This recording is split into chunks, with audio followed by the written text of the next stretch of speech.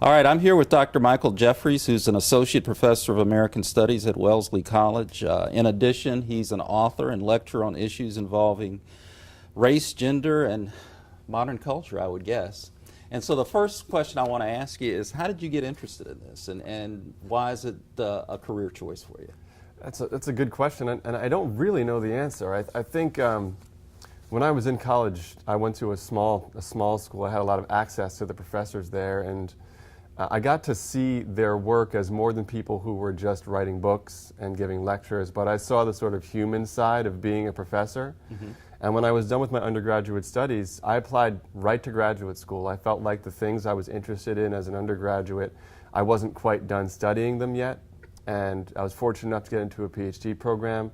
And the more I did it, the more I liked it. And African American studies in particular is such a rich field because it allows you to tackle these social issues and research questions from so many different angles. So if you're interested in the civil rights movement, right, you can look at that from the perspective of a historian.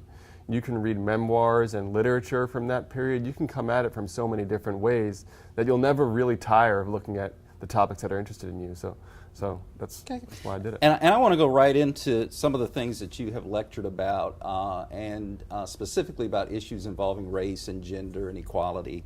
And I want to ask you about a couple of books that you've authored and sort of pick up the topic from there. You authored a book called Paint the White House Black, Barack Obama and the Meaning of Race in America. Can you give us an idea of what that book is about and why it's significant as it relates to race? Yeah, well, so many of the books that are written about Barack Obama and the Obama family tend to focus on his biographical details because he has such a unique story and his memoir did so well. People want to learn the details of his life. But I tried to stay away from that as much as possible and figure out what broader lessons we can learn about race and racism from studying Barack and Michelle Obama and their rise to the White House. So I've got a chapter in there, for instance, on multiracial identity, right? And what does Barack Obama's candidacy and his presidency say to us about what it means to be biracial and multiracial in America? And for that chapter, I actually interviewed young students who identify as multiracial and biracial to get their perspective on the Obamas, right? That was one thing I did. Another issue that I looked at was Michelle Obama's rise in her career as a public figure.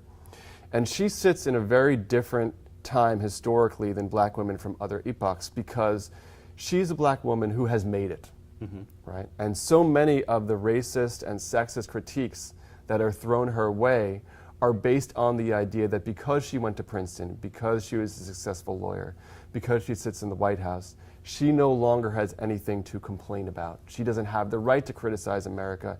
She doesn't have the right to bring up racism or sexism because she's supposed to be beyond that.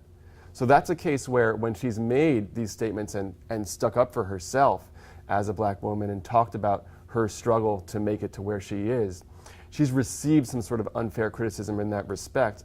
And so I used the book to unpack those standards that she's held up to as a modern black woman.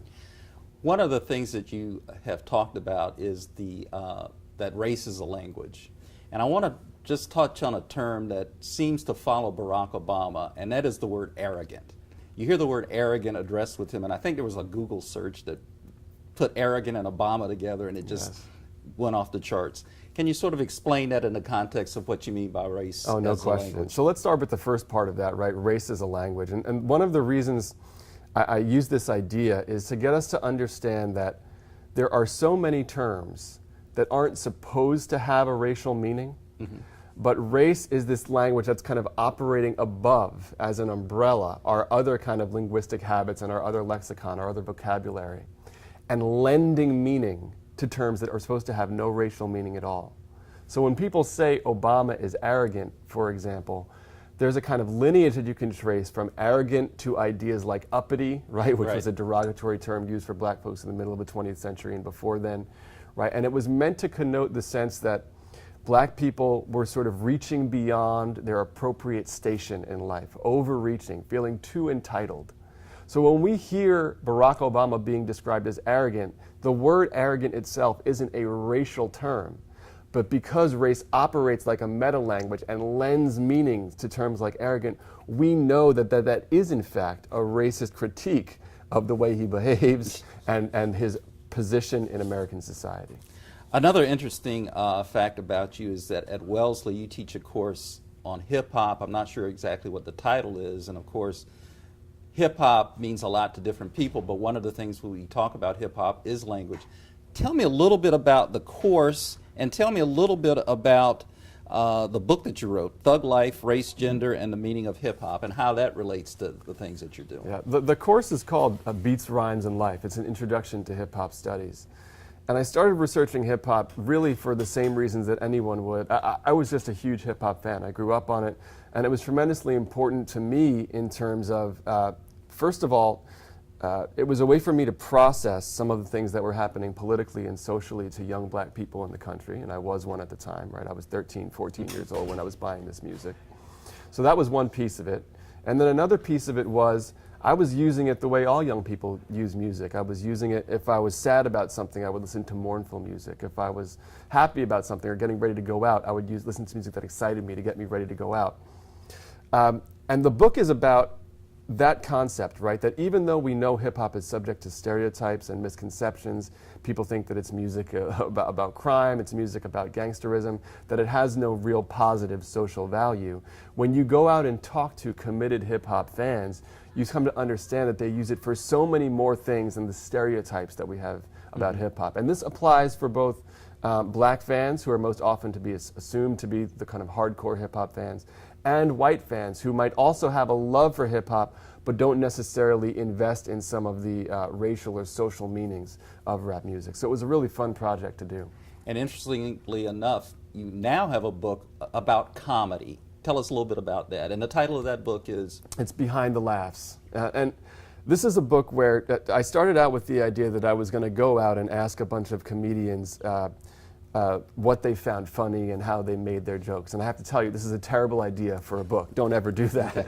Because the minute you ask a comedian to explain why something is funny, the interview just goes right downhill. But in the course of having these failed conversations, I stumbled onto what were much more interesting questions that were less about the jokes themselves and more about the experiences of actually working in the comedy business. And those experiences were really fascinating. First, because one of the things I found is that they're really conscripted and limited by social class and gender and race. So as a very kind of basic point to illustrate this, you don't make any money early in your career as a comic. You're often expected to work late at night going to open mics, to take comedy classes at these improv and sketch comedy theaters, all these things that require a financial investment. If you're somebody who has a little money to fall back on from your family, if you're somebody who works a lucrative job and can take classes at night because you can pay for those classes with the money you make during the day, you have a much better chance of sticking around long enough and building your skill set. So by the time you're 28, 35, 7 years in the business and making a little bit money from comedy, you have a viable shot to make it a career. But if you don't have any money to fall back on early on in your career, you might not be able to hang around long enough to make it to professional comedy. So that's one way in which the kind of path gets narrower and narrower just if you have access to financial capital. Also, historically, especially for the African American community, comics have been political commentators. Absolutely. And I'm assuming that you incorporated that Oh in your yes, study. and that was one of the reasons I started writing the book in the first place, is comedy is such an important form of social criticism and social critique. It's a way to speak truth to power and say things that we feel we should not say. That's one of the things that comedians do for us. They take that burden, right? We all think these thoughts, and comedians are unafraid to say them for us. That's why we celebrate them. That's one of the reasons we celebrate them. And for black comics who do that, there's a long tradition in black stand-up comedy, right? You think about Chris Rock and Richard Pryor and so on and so forth, of being that sort of ambassador for the community. And as a result, stand-up comedy, of all the forms of comedy, has been the one that's historically been most open to people of color, black people, certainly Hispanic people, and even Asian American people and people of the Asian diaspora today. So these different fields, improv and sketch and stand-up, all have their own particular kind of traditions and possibilities for people from different backgrounds. And finally, I want to talk to you a little bit, because I don't want to say that you have been a spokesman for the Black Lives Matter movement, but it is a movement that is misunderstood by a lot of, especially conservative white Americans, as being sort of a anti-police, anti-government movement. Why have you been such an advocate for the Black Lives Matter movement? Yeah, and I don't want to inflate my standing either, because I'm not one of the organizers who's organizing Black Lives Matter actions. I have no formal affiliation. But I am a scholar and I am an advocate of the movement. I've written about it in all kinds of places. I think one of the things that we've got to understand about Black Lives Matter is that in many respects the tactics they're using and the organizational strategies they're employing are not new, and the criticisms that are being directed against them are not new either, right? The fact that public opinion was so heavily against them, especially when they started, we can see clear parallels to the way public opinion was directed against the leaders of the civil rights movement in the middle of the 20th century. So they're really building on a model that's been there for a long time. One of the things that's especially interesting, though, about Black Lives Matter is it's a youth movement, and it's horizontally organized. And what I mean by that is it's been resistant purposefully to the idea that they have singular leaders who are spokespeople for the whole movement. Now, one of the things that does is it opens them up to this criticism that they're not politically sophisticated enough, they're not serious enough, because they don't have these singular spokespeople who dress up in the suits and go on television and enter into these debates with established political figures. That's not the model of political leadership they believe in. They believe in empowering a whole bunch of different leaders, reconceptualizing leadership as something that's organized horizontally and not vertically. And for that reason, people say they're disorganized, they don't have a real political program, but all of that's nonsense. If you look at the things that they've produced, they've been very, very clear about what their goals are and about their investment in American democracy, right? This notion that all they want to do is complain and not really engage with politicians, it's just historically untrue. You look at the way they engage with Democratic candidates during the primaries. You look at some of the efforts they've made to get involved in electoral politics. Up until today, they're still involved in registering voters and things of that nature. So these are people who are actually quite invested so much in democracy, but they're sort of painted in the opposite way. I think it's a mistake. And finally, how did Charlottesville happen? In light of this post-racial America that we had hoped for after the Obama election, both elections. As briefly, what's your thoughts there, and what's your thoughts about the future? I think one of the things that we have to notice, and that to his credit, Obama was quite clear about from the very beginning, is that we had never even approached post-racial America. Obama has sort of made that clear, despite the fact that people wanted to call the country that. He was clear that we were never there. Charlottesville in particular is a very interesting case because we've seen hate groups emboldened in the past year or 2 years as a result of some of the rhetoric of the recent Trump campaign and to some extent the presidency. So they've felt emboldened to step up their activity and their actions. Now that doesn't necessarily mean that the actual number of people who subscribe to these ideologies has increased, but they've felt less of a sanction and less of a penalty for expressing it in public. So I think that contributed in particular to Charlottesville to a mood where they felt emboldened to speak out of turn and to conduct themselves really irresponsibly and violently, right? I mean, people were charged with assault.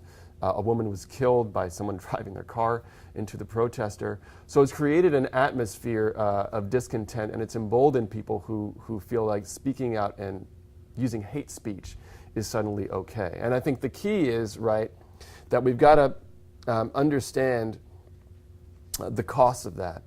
And they're not just costs in terms of the way we talk to each other, it's costing people their lives. It really is a public safety matter.